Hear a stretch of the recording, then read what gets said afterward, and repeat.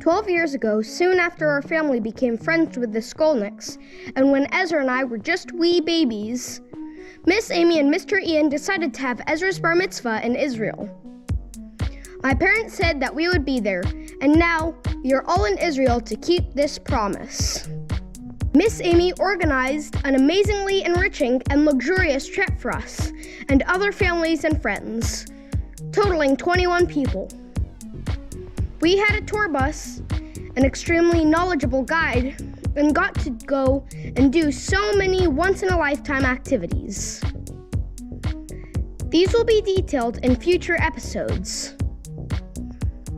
Ezra's bar mitzvah was held in an ancient synagogue at Ein Gedi, and he led the whole ceremony while singing mostly in Hebrew. He worked so hard all on his own for a whole year to remember all of the lines. The ceremony was beautiful, spiritual, and we even got to throw candies at the bar mitzvah boy. Ezra, thanks for taking us on the journey. Here, we're going to highlight some of the things that we learned from Shmulik, our tour guide of the Jewish history. The history is so long and complicated that we know we only scratched the surface. But still, it will take 2 episodes to cover. I'll be talking about the rise of the Judea kingdom, while my brother will be talking about its fall and its rebirth. We spent 2 days touring the old city of Jerusalem and the city of David, which you can see from this vantage point. The Israelis have done a really good job excavating these archaeological sites. They have taken an especially keen interest in this because they want evidence to prove that the stories told in their Bible about their history and how it all started here on this piece of hotly contested land. The first settlers that lived here are the Canaanites. They have been around before 2000 BC. They chose to build a city on top of the Temple Mount because there is water. To protect the essential water source, they built a water house with huge boulders that seemed impossible to lift without modern tools. This showcased the sophistication of this ancient civilization.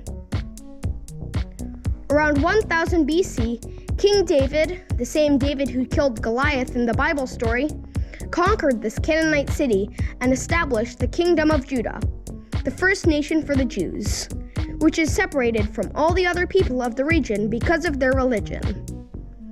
At that time, believing in only one God was kind of a rarity. David built a city near the water source known as the City of David. It is now under thousands of years of rubble and new constructions on top, but the Israelis dug it out. We were shown the likely place David lived in. We saw clay seals with the names of one of his officers mentioned in the Bible and a huge ornate headstone that could only be used in a royal palace.